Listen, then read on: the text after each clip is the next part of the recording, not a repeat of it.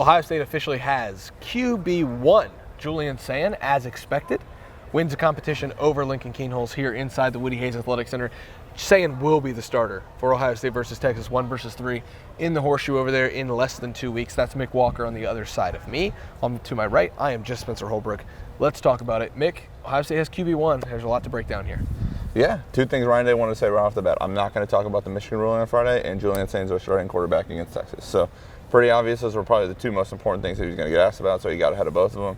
Mm-hmm. And I mean, he gave some pretty good rationale and reasoning on why Julian Sayin earned the job, why he was qualified for it, like why they wanted to name him the quarterbacks, taking on the risk that they had to do as well, knowing that he does not have really any experience at all. Same with Lincoln Kienholz, who he also mentioned that we have packages for, they could have packages for, I don't know, but they seem to know that Julian Sayin is the guy, but Lincoln Kienholz is not just a useless guy in the room. There's still a role for him. Yeah, I think there is a role for him, but staying on Sayin here, Ryan Day said consistency.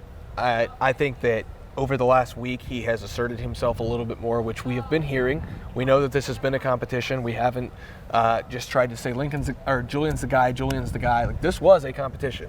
But over the last 2 weeks, and you put together an entire body of work, as we expected, Mick, and as we've kind of started reporting as it's been trickling out, and Alex Gleitman has been reporting that. Austin and Berm have been on the same wavelength here. This was a competition, but over the course of training camp, Sayin we thought was going to emerge as the starter and become the more consistent player. And over the last couple of weeks, Ryan Day noted his consistency, the way that he was able to string together some good days and start to put his foot down on the gas. Now you expect him to take the next step in that and become what they want him to be as QB1 now that he has the keys to the Ferrari. And I think that's one of the biggest things here is like, okay, you have your quarterback, now go. And Ohio State that's a big statement to make Julian the quarterback 1. Now he's got to take it and run with it, or else, you're going to see a clunky product against Texas. And I think that's Ryan Day's hope is by naming Julian today, he can get most of the QB1 reps for the Texas prep. That way they can hit the ground running, all gas, no brakes against Texas. And then next week when we talk to him before Texas, we don't have to ask about – are we talking to him next week? Yeah. Before Tuesday. We talk to him, we don't have to keep asking. The players in the locker room, even though they probably might know or they could have known earlier than today, like they don't have to keep wondering who's it going to be. Like there's no conversation or worry about who it is now. It's 100% set.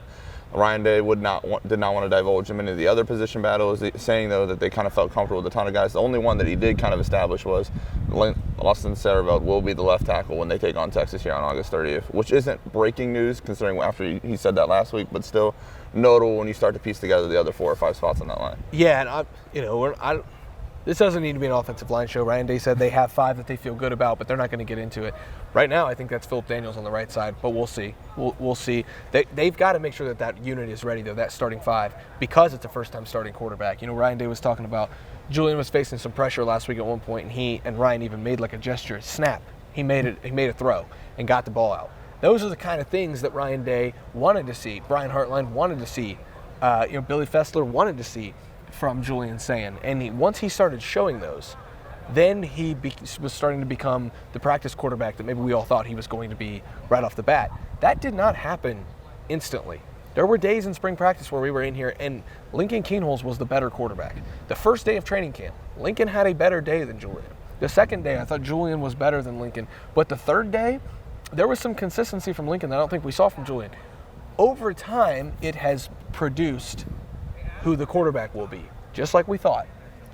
But during camp, there were times, especially the day, and I will never forget, especially if he is what we think he could be, I will never forget watching Julian struggle with snaps, struggle with throwing the ball in the horseshoe the day before the spring game, and I was like, this is much more of a competition than maybe we thought it was going to be. And then he goes out in the spring game and when it's public and everybody's looking, and he has the 2 hours of his life.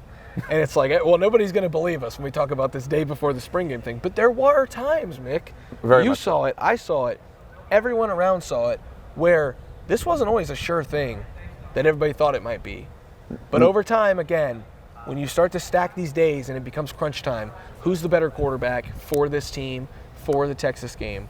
The answer came up, number 10, And I think that's why Ryan Day chose to do this today. Yeah, that's why you mentioned consistency earlier. Ryan Day mentioned consistency earlier. Like when Julian Sayin this spring in the first 3 practices we saw, when he was at his best, it was quite amazing. It was quite good. That's why he was one of the top quarterbacks in his class.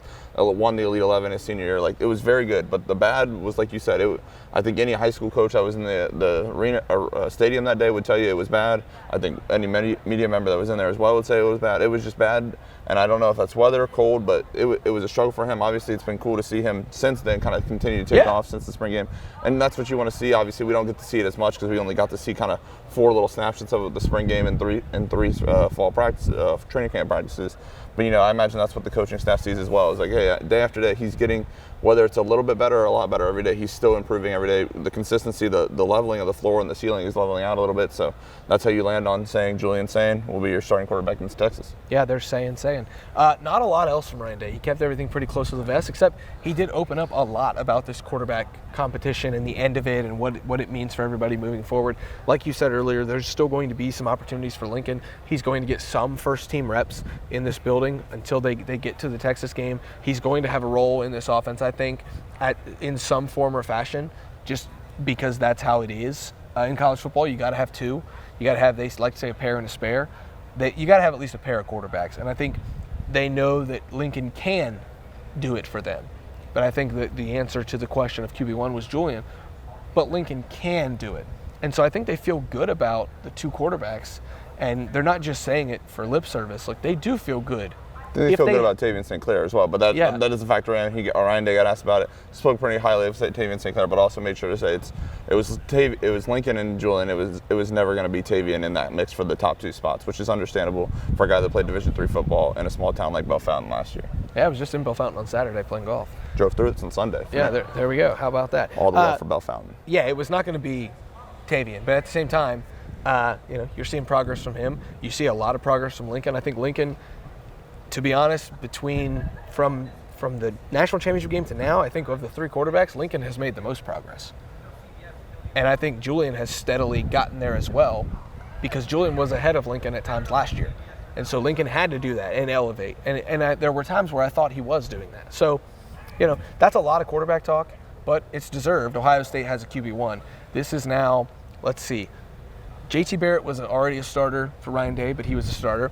Dwayne Haskins, Justin Fields, C.J. Stroud, Kyle McCord, Will Howard, Julian Sayin. This is quarterback number 7, QB1 number 7 for Ryan Day.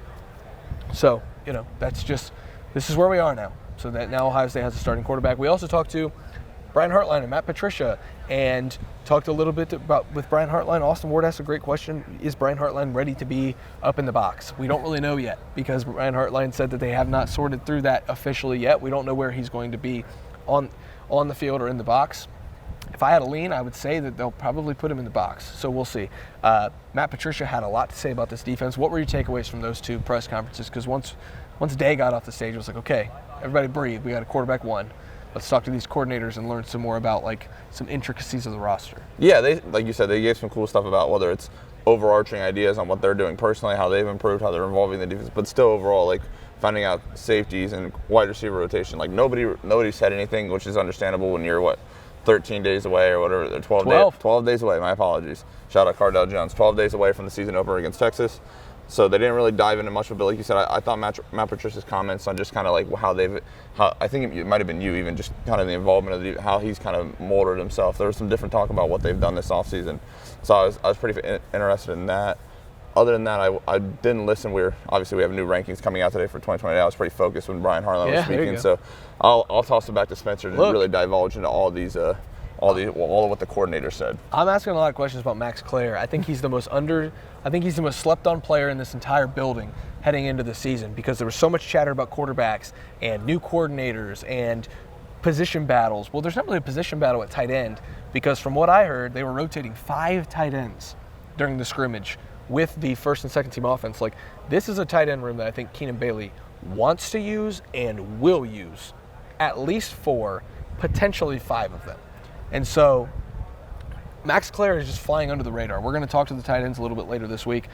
He's going to be a weapon for this offense. And I think the message has been received now, because I was asking Brian Hartline and I asked Ryan Day about Clair. And so I was really curious about that. We'll have more about that when the tight ends do speak on Wednesday. The other thing that I found really interesting is just the way Matt Patricia's talking about this defense. He is giddy to get these guys on the field, to unleash them, to let them go. To just play actual football against a team that's not wearing scarlet or gray. Against, obviously, a lot of questions were asked about just his experience playing Mannings with quarterbacks. Obviously, he was pretty honest about how Arch is not like really Eli or Peyton, even how they were different. But just to play football against somebody that's not Ohio State seems to be a very exciting thing for Matt Patricia in 12 days, considering he's kind of been in and out of actually coaching football. Yeah, a lot of talk about his transition to college football from the NFL now that it's actually here and he's about to coach in a college game. He said he's just excited to hear the band because, I know Bill Belichick wasn't going to have the Patriots band there, or, the little drummer, the drummer boy for the Revolutionary Army coming through Boston or whatever with the Patriots. Like, he's not going to do any of that. So he hasn't heard a marching band for himself in the years. Pageantry of it all. Yeah, the pageantry. So he's going to experience that.